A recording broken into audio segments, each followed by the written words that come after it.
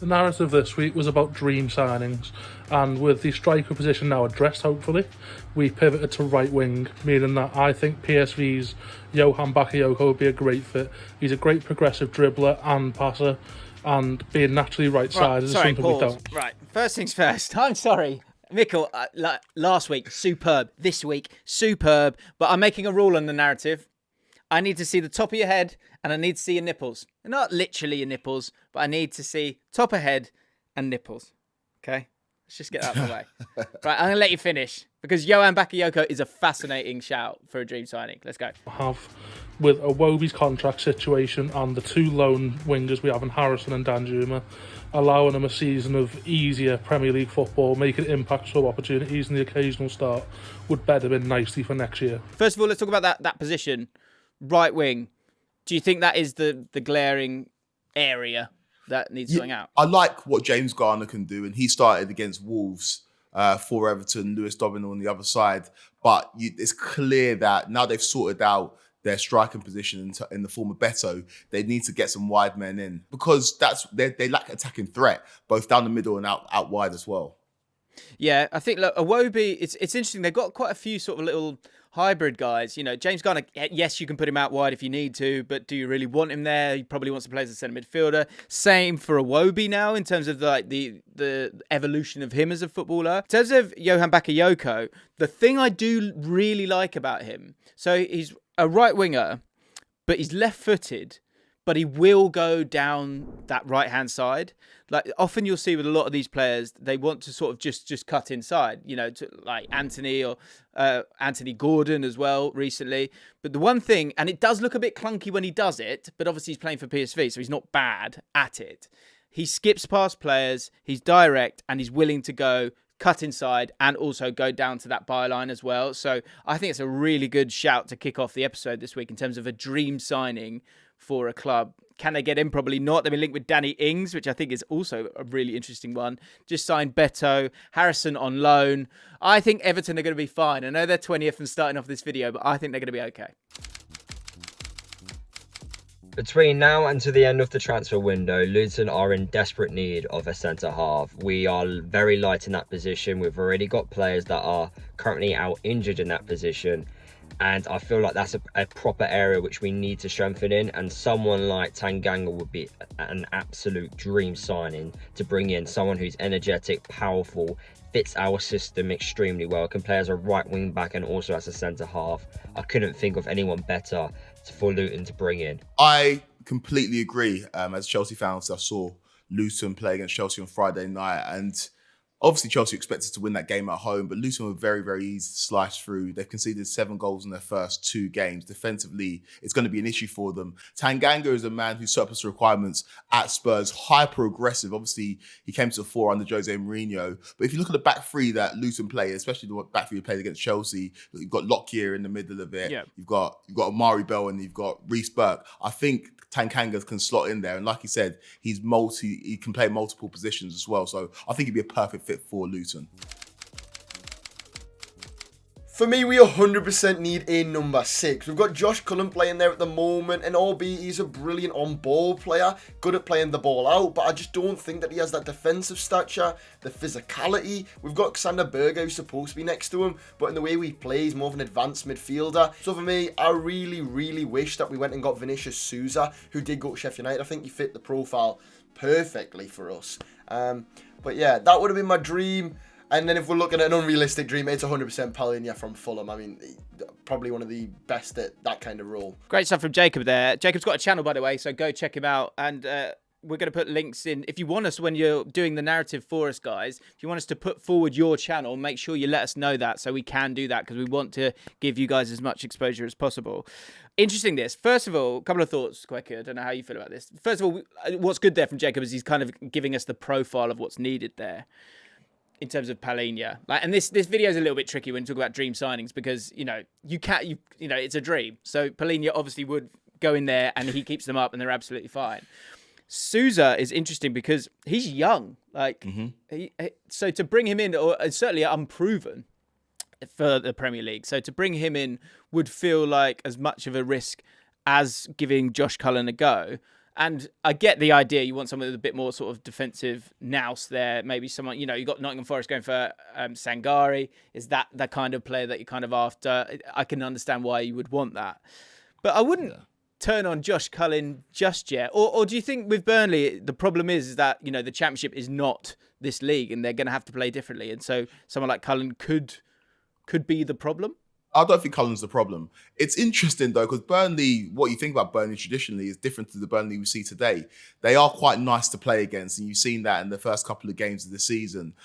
Cullen's a great player, though. There's a reason why company brought him over from Anderlecht with him at Burnley and was instrumental in what they did last season and one of the big reasons why they went up. They do need size in midfield. I'm not going to disagree with that. Jacob is right there. It's interesting because I know indeed he's been playing a little bit further forward for Leicester this season, and the fact that he's linked with Nottingham Forest surprised me because I think a team like Burnley who do play football and indeed he can get on the ball and do that and also offers that presence and size in midfield. He's a player for me that would be perfectly suited to that Burnley team. Yeah, they've been linked with Divock Origi, who used to play with Vincent Kompany, of course, for Belgium. In the video that I'm going to be putting out very, very soon, it's probably out already, which is sort of more realistic instead of dream signings. I've gone for a sort of left-back, left-winger. So keep an eye out for that. I'm not going to tell you. You'll find out when you see the video. What is the dream signing for Sheffield United? For me, it has to be an attacking midfielder. That's because right now, there's nobody who can link the midfield and attack, and we're resorting to hitting the ball long most of the time. And this has caused us to only score 2 goals and not make many great chances in our first 3 games. In my opinion, the perfect player to get will be JaackMaate. He impressed last season on loan, and he knows the system at the back of his hand. And I think he is the perfect player to try to keep us in the Premier League this season. There's nothing average about you, you average bloke. I think you're making some very, very sound points there. And I think you're going to have to utilise the loan market like you did last season. McAtee's a great player. I think Pellistri would be a great loan signing for you. He can play on the wing, but he can also play down the middle. He's agile. I think Man United would be very, very... They'd be well versed or well served to let him go out on loan and get some Premier League experience under his belt. And he's a player that can add a lot in the attacking sense to Sheffield United. I don't know what you think about that, James. Do you know what? The one thing I'm concerned about with Pellistri would be the system. And that has sort of hamstrung Sheffield United in the past, is that when you kind of play with those sort of marauding centre-backs, the sort of wide players aren't as necessary. And so in terms of changing the whole formation, you can't totally do that a lot of the time because you don't have those kind of players who can do that. And Pellistri generally is that kind of player, although I think he's got enough technical ability to do other bits and pieces. And that's why McAtee I get as a dream signing. Did well last season, progressed the ball for the team a lot. You've lost Sander Berge. I think in that central area, he's a really good shout. And I think this is one that could actually become a reality because I think that surely they're going to go back and see which players they can get between now and deadline day when it comes to loan signings. They've obviously got a good relationship with Man City. So I wouldn't be surprised if this one actually happened, and it would be a good addition for them. Now the transfer window is nearing a close, and I know we spoke last week about how important Dom Solanke is to us, and don't worry, a week hasn't changed that, but the responsibility levels on Dom are way too high. He needs competition, we need to take that burden away from him, we need to add some more goals. Dream signing? Come on. Callum Wilson? Come on. Do you fancy coming back? Do you really want to play second fiddle to Isak? Come home, join up with Dom, and let's score some more goals. I know it's a dream. Got a dream big, Tom. I love Tom. So Back of the Net YouTube channel, got to check it out. It's so good. And do you know what I loved about Tom there is that Tom goes, "Don't worry," like we're worried about Dom. Is he all right? Yeah, interesting stuff here. Now they have had one hell of a window, Kweku. With Callum Wilson, right? Can I check this out? Not this week, but a pissed off Callum Wilson in January and a Bournemouth side that is 11th and having fun. Could you see this actually happening? Yeah, I think it can happen, mate. I think it can happen. And I'm such a big Callum Wilson fan.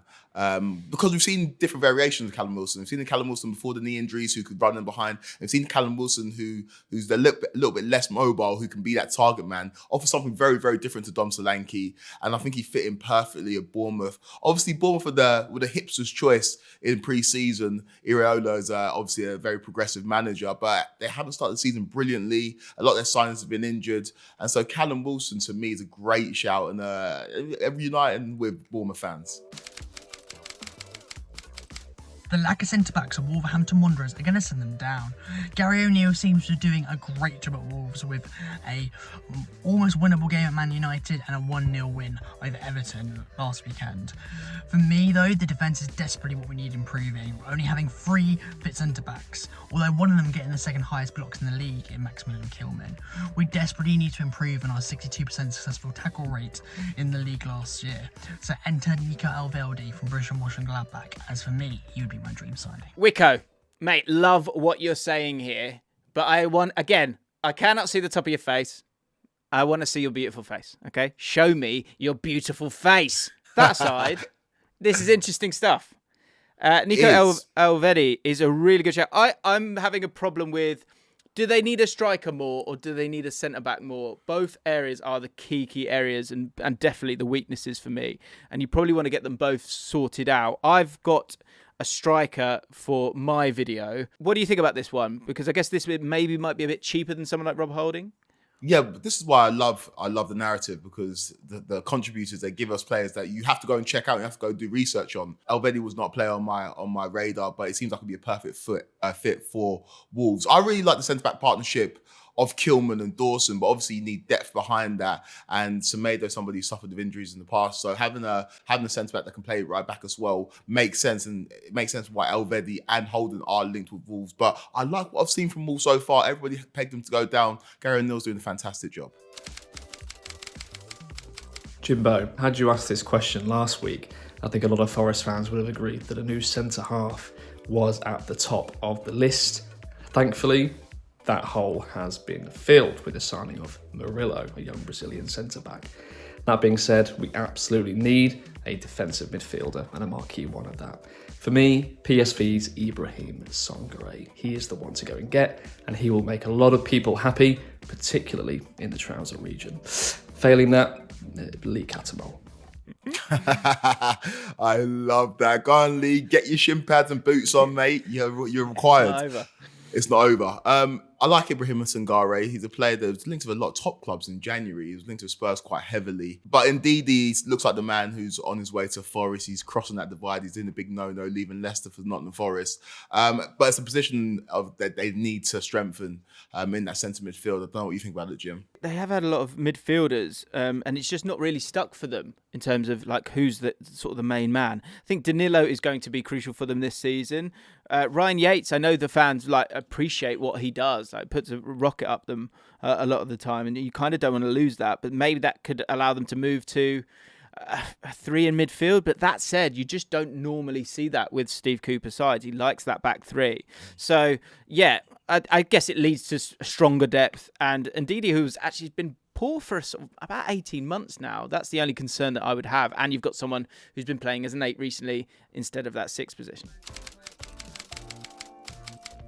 I think Antonio Silva will be the perfect long-term replacement for Fabian Schär at Newcastle United. The reason for this is he's displayed excellent passing and defensive attributes, especially for a 19-year-old, during his time at Benfica, and also can be developed long-term with the support of the senior squad, therefore does not need rushed into the first team straight away. He's a player that fits the Fabian Schär mould, and I think he will do very well at Newcastle United. So, in my opinion, he should be the one to be brought in. Stephen, absolute genius. This is no notes from me at all. This is really, really clever business, because in terms of Antonio Silva, you've got a player there who I think he's in the top 1% for pass completion, has about 70-odd touches a game. He is young, so he's not going to be that true competition for someone like Schär. And what I really love is the fact that you don't want to mess with that back line right now. It's a good back line. Obviously, you've got the disappointment of Botman getting injured, and so maybe, say you had Silva right now, you could give him that opportunity to have those minutes when it's right. But also, you're going to have someone who's kind of excited to be there, not be trouble as well, but could be a long-term, exciting asset for them. Newcastle have been really smart with their business, like Lewis Hall, Livramento. even Harvey Barnes, I know, is a little bit older. This is a great shout. Really, really good shout. Love it. So I think with Fulham, you could probably make an argument that they need to improve in pretty much every position. Squad depth is a bit of an issue at Fulham, but I think the most glaringly obvious place is up front. Losing Alexander Mitrovic, we've got Raul Jimenez and Carlos Vinicius, but neither are going to be the talisman that we need. I think we need to take a little bit of a risk. I'd like us to try and go for Hugo Ekitike for PSG. A tall, direct striker, someone who's probably going to replace Mitrovic. He's young as well, we have scope to grow. I think that would be a smart signing for Fulham. I couldn't agree more. Obviously, the issue for Fulham's going to be scoring goals this season with the loss of Mitrovic. I actually want to look elsewhere, though. I want to look at the fullback position. Castagna from Leicester would be a great signing as a replacement or backup for Tete. I think the problem with Fulham is that their first 11 is great, but it's the backup behind that. And I think in the fullback position, they're a little bit weak this season. So I really like Castagna, who has been heavily linked with Fulham already this season, surplus the requirements of Leicester. And I think he'd be a great player to come in for the squad. Marco Silva's been very clear. I mean, he always is, that he needs reinforcements. In terms of Ekitike, I have put him forward in my video for a top 7 side and as a loan move. So not for Fulham for me. It's going to be for another team, so keep an eye out for that. As Palace closing and signing Dean Henderson now, I can't... Right. Thank you. Okay, that's not it doesn't have to have a stunning vista behind you, but I appreciate that. Great work. I don't know whereabouts in Crystal Palace he is, but I want to be there. yeah, you've done well to find a body of water in Croydon, or near Croydon. Help but think that is money spent in the wrong area. A lot of Palace fans will agree that we need reinforcement up front. With Mateta likely heading out the door, we need that player up there. And for me, the dream signing is Kelechi Iheanacho. His contract expires at the end of next year, and he's proven he can score goals in this division. And I think he would do a very good job. Iheanacho's a player that I'm a big fan of. I don't think he's been utilised in his correct position throughout his career. I don't actually know if he's a number 9, though. I think he's more of a number 10. That's just me personally, but he'd been a great addition to any Premier League side. I think he's just a great footballer overall. He's got a great footballing brain. Obviously came through Man City. He's a player that adds a lot and can bring out the best in other players, but I don't know if he's going to be a goal-scoring solution at Crystal Palace. Yeah, I mean, I don't know, maybe it's just at the forefront of my mind when we were talking about Everton a little bit earlier on. There has to be a club for Danny Ings. Like, there has to be. Like, they maybe need a bit more physicality than Danny Ings, but I think they need to get someone who is an out-and-out striker who, when you get a chance for him, he takes that chance. And maybe that is Iheanacho, and I don't hate this at all. But I wonder if someone like Danny Ings might be a shout as well. I totally agree with the Dean Henderson shout. Don't get it. Absolutely pointless, in my opinion. A complete waste of money, because you've got a decent goalkeeper there already. The narrative around Chelsea is that we need an attacking midfield player, and we should look no further than Julian Brandt. Julian Brandt had 9 goals and 8 assists in the Bundesliga last season, and he's played over 30 league matches in the last 4 seasons. The most important thing we need right now is someone who's going to be able to contribute right away, someone who's going to be able to play more than 10 games a season, and someone who's not waiting around for 3 or 4 years to see if they develop. He's good on the ball, he creates for others, and he can score. I'm sorry, pause. Do you feel that was laced with frustration? Yeah. I don't have to wait. I know he's going to play 10 games. I know I'm going to wait 4 years for him to be decent. Yeah. There's a bit of frustration in there. Sorry, I just need to reflect on that for a second. Let's hear him out. They develop. He's good on the ball, he creates for others, and he can score himself. Go and get him Todd Boehly. Go and get him Todd Boehly, Kweku. Do you agree? Yeah, I actually don't hate the shout. It wasn't one that was on my radar, but Brandt showed up and showed out against Chelsea last season in the Champions League, especially in the first leg. He was one of Dortmund's best players. And if you look at this Chelsea team, especially in the first few games of the season, there's some really great stuff there, but there's a missing link. And that might be a Julian Brandt who can play in the pockets and in the spaces and behind the front men. It's a shame that Carly Chukwuemeka got injured, because I think that he could fulfill that role. But Julian Brandt's a great player, and a lot of people talked about how good Jude Bellingham was last season. But if you go and ask Dortmund fans who their actual best player was, a lot of them will tell you Julian Brandt. So I don't hate that shout at all. Brentford's weakness right now is they only have 2 consistent starters in the midfield in Norgard and Jensen. The third midfield role is up for grabs, and they should be looking for a player with a proclivity for driving up the middle and making aggressive key passes that could directly lead to a goal. The long-term injuries in this midfield make it even more essential. Top-tier choices to fill this role in my eyes could be Mike Tresor, who had 24 assists in the Belgian top flight, which usurped League One as the 5th-rated league by UEFA standards last year, or Emile Smith-Rowe, who's fallen out of favour at Arsenal. Ooh, I like that. ESR making the trip to West London. What's your thoughts on Smith-Rowe maybe turning up for Brentford at some point this season? Yeah, earlier in the window we put him forward for Crystal Palace. He is a Croydon boy. Do you know what I love? I'm loving about the narrative as well. There's a lot of like moments where I'm like, so for this there's two. There's one, tell me you're a like JLA fan without telling me you're a JLA fan, and going and finding a guy like Tresor. So Tresor was going to be in my realistic signings video, but we're gonna have to put forward someone else now because you guys have already, you've put him forward there. So for you to kind of go to the Belgian league and spot that player is amazing. And then secondly, just Brentford fans will go to those leagues and look because that's where Brentford often make their signings.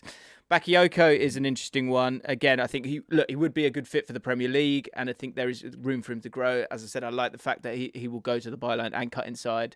Brennan Johnson, they have wanted for so long, and time again, they just have not been willing to spend that little, dollop extra that Forest have always wanted, and that's the same with the moment right now. 43 million, that's been rejected. They want 60, and I think Brendan Johnson wants to go to Tottenham as well. So that feels like that one might be dead now. So they need to look for different options, and a couple of good options there. I think from the first 3 games, we can definitely agree that a central defensive midfield is absolutely vital, especially in that Wolves game. Cunha run us ragged in that game. Of course, a dream signing's got to be Tchouaméni. He's just out of this world in terms of his pass completion numbers, his defensive stats, and also his ball progression. Of course, if we had another player like Frankie de Jong, who's never going to leave, he would also be a nice little fit. But in terms of the CDM role, it's got to be Tchouaméni for me. Kweku. I think this is a great definition of a dream signing because he was out there a little bit, and obviously last season wasn't exactly what he would have wanted. But this season, with that sort of diamond midfield that Real Madrid look like they're sort of cultivating there, it's time to say goodbye to Tchouaméni as an option. Would you agree with that? Do you think that he is Real Madrid forevermore now with that new look midfield? It's a classic thing at Real Madrid. Players take at least a season to settle in unless you're Jude Bellingham. And last season he was in and out of the lineup. This season he looks like he's secured that starting place in the 11. It's called a dream signing though. You can dream. You're allowed to dream. Yeah. I think De Jong would be the player that Manchester United, in terms of profile needs, that's who Ten Hag was after the whole of last summer and ended up bringing in players that don't fit that profile. United need a ball player in that midfield. They need somebody to put their foot on the ball and dictate tempo, slow things down, because at the moment it just looks a bit too frantic, a bit too fast for Man United, and need that somebody to see the game holistically and see the game for what it is and put their foot on the ball and play more progressive football. Villa's weakest position is striker, with only Watkins and Duran as out-and-out strikers. That is why Villa must sign Youssef En-Nesyri, who is probably the best header in the world and can score lots of goals from crosses from Digne, Diaby and Villa's other creative players. He also knows Monchi and Diego Carlos from Sevilla, which would help him bed in, and he wouldn't demand to start over Watkins and could be our cup striker, adding much needed European experience to Villa, having won the Europa League. He could easily net 10 to 12 goals in all competitions for Villa. This is an interesting signing, actually, and bordering on the sort of realistic side of it as well, with all the links that Harry's put forward there. Do you think that Aston Villa need another striker? That is probably the one area where they lack like huge depth.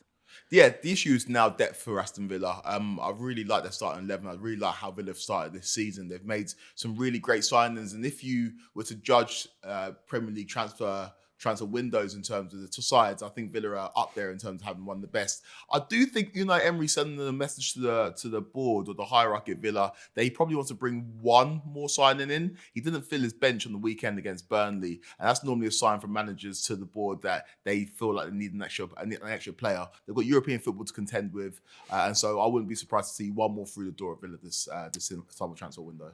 Yeah, and I think it will be the striker. And En-Nesyri, it's interesting how much would he cost. I like the profile in terms of something a little bit different for them. And with Cameron Archer going, that's 21 million profit, back in the coffers there. So knowing Villa over the last couple of years, I wouldn't be surprised if there's a massive rumour that comes up in the next couple of days where they're going for some a really exciting striker. Hey guys, Brighton fan here. Our area of weakness is the defensive midfielder position. Since we've sold Caicedo, we lack a little bit of quality there. Our dream replacement for him would be Camavinga. I think he's great in that position. Stop. I love everybody who contributes to this. And the fact that we've set the parameters as dream signings, people are really, really dreaming, man. I love that. Mark's gone. We've sold 6 players here, a lot of them midfielders, and we've got 300 million in the bank, and I would like to spend it. I was going to say he's playing Footy Manager, but that's not even Footy Manager. That's FIFA. That's amazing. I'm going to let Mark finish, but that's incredible. It's dream signing. No, it's dream signing. Would be Camavinga. I think he's great in that position and can also fill in at left back, where we also lack a bit of depth. I don't know what to say. He'd be a great fit. He would be a great fit. He's got himself a backup left back as well. We'd all like Camavinga, Mark. We'd all like Camavinga. My dream Arsenal signing would be Musiala. Now, Arsenal's new system demands possessional dominance and midfield control. However, at the moment, we're failing to create enough chances to go along with it. I think this is mainly down to slow build-up playing midfield, not breaking down these teams with low-block defences. Someone like Jamal Musiala playing in Havertz's role would be perfect. He's a player that can pick up the ball in those tight-knit situations around the box, force a defender to make a move, and create spaces where there are none. He can beat players, and he also has a remarkable goal-scoring ability. Someone like him would be a perfect addition to the squad. Interesting, this one, Kweku, because look, I mean, again, we're being really harsh here because it's a tricky one. When you go in dream sign, you got to go big with players, and then we're critiquing your dream signings. So we're the here. But I think Musiala would, that in terms of breaking down the team, it is sort of going back to sort of the old idea of Arsenal where you generally had players, who are about 5'9", quite slight and good in those kind of half spaces. Like, just quickly on Arsenal, like, how are you feeling about the sort of growing pains of those players? Because they do have, you've got Trossard, you've got Havertz, you've got Odegaard, you've got Fabio Vieira, you've got Emil Smith-Rowe at the moment. Having another player in that profile is probably not totally what they need. But I think what's being said here is that they need someone who can unlock them. And are they kind of being a little bit sort of stuck in the system or how fluid the system is right now? I think so. I think the frustration all stems from Kai Havertz. They want somebody who's proactive in their movements and motions, and Kai Havertz isn't that. He offers something a little bit different, and we're going to have to see how that develops. I don't necessarily think Musiala is a great fit for Arsenal, though. I just don't see where he fits in. Obviously, he's an amazing player. You can't ever say no to a player like Musiala. But in terms of what he will bring this Arsenal side, I don't know if it will fit within the system. I like what they've got at the moment. Obviously, there needs to be a reshuffle in the midfield in terms of players that maybe playing out of position because of injuries, and the Jurgen Timber injuries killed them from back to front. But Musiala, for me, at Arsenal doesn't make the most sense. The dream signing I'm putting forward for Liverpool keeps two things in mind. One, Wataru Endo, as much as I appreciate him and appreciate his performance against Newcastle, I think we need more there. Wataru Endo wins the ball very well, but can't pass the ball too well. But two, Trent has no cover and has no competition. So this signing can play both positions. He's played a right back most of his career. He's fully converted to a DM and does both to an elite level. He's in his prime. His name is Joshua Kimmich. Break the bank. Get him in. My name is Ali from Just Another Football Podcast. Cheers. So Ali, who's one of my friends, he's an OG. Just Another podcast is his podcast. Go check that out when you get a chance. As you can see, very well spoken, young man, smart man as well. Kimmich is the dream, isn't he? Because I think that's, again, when we're talking about profiles, sometimes maybe the players aren't right, but can you get the right profile? In terms of a player who can be combative to a point and also provide that cover. That's why Caicedo was going to be so good for Liverpool. I think the one thing I would say about Kimmich is that maybe, like, in terms of physicality, not totally there, but, the guy's world class, so would be unbelievable. With Richie struggling up top, I think it's very clear for everyone to see that we need some attacking reinforcements. I personally think that we should stick Son up top and bring in another winger. So someone like a Nico Williams or a Cherki or a Matoma, those would have been my dream signing. Someone who's great in the one-on-ones and progressive carries. But realistically, I think we're probably going to bring in someone like a Brennan Johnson, who, in Roy's words, is uninspiring. But I think I speak for a lot of Spurs fans when I say that we've seen and heard enough from Ange to know that his talent ID is top and we trust him. I don't think Brennan Johnson's uninspiring. I think he's a player that can serve multiple purposes. Obviously, he hasn't got a proven goal-scoring record at Spurs, and I think the worry for Spurs fans is he's going to come and play up top instead of Richarlison. But what I really like about the Spurs side is it's almost a throwback. We live in the world of asymmetric formations and inverted fullback. And as dynamic as Ange's Spurs side are, they are pretty traditional in their setup. They've got fullbacks who overlap. They've got wingers who stay wide and cut in. They've got a number 10 in James Maddison who unlocks everything. What they need is a striker. So I do like the idea of moving Son up top more centrally and then bringing in a winger to kind of facilitate that system. Let's set the record straight. West Ham have an abysmal record when it comes to signing forwards to the club. But if I could bring any player in, it would be severe star man and long-term target Youssef En-Nesyri. We've had an incredible transfer window so far, and somehow find ourselves sitting top of the Premier League. That's partially down to the former Mikel Antonio, who started the season on fire. But with him and Danny Ings both being in their 30s, you have to consider injuries, fitness, and the volume of games that we have to play this season. A 26-year-old En-Nesyri could come into this West Ham side and serve as a perfect archetypal forward for David Moyes, whilst providing much-needed competition for Mikel Antonio. Love Jamie. Yeah, Jamie, great stuff, man. You know Jamie, I hear. I do know Jamie. Me and Jamie have known each other for a long, long time, since we were 6 years old. I never agree with any of Jamie's footballing takes, but he's made some salient points there, so I have to give it to him. En-Nesyri would be perfect. En-Nesyri, we see what he did during the World Cup. He's a player that was fit a Moyes system perfectly. We know what West Ham want to try and do. We saw what they did against Brighton. And I think En-Nesyri would be an absolute perfect, not foil for Antonio, but an alternative to Antonio, because we know how great of a player Antonio is in a Moyes system, but En-Nesyri could bring something different.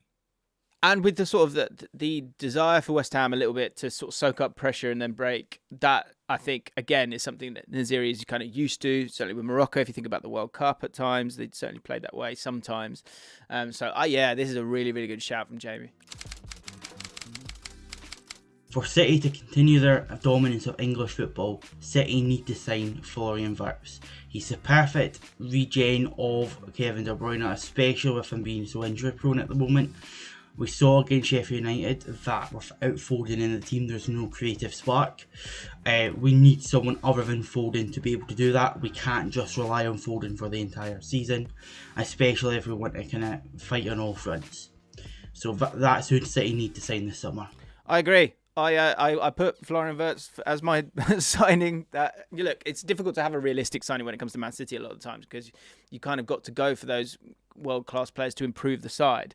But I think he would be a really, really good shout. He's still so young. He's so young. He's obviously gone through that ACL injury.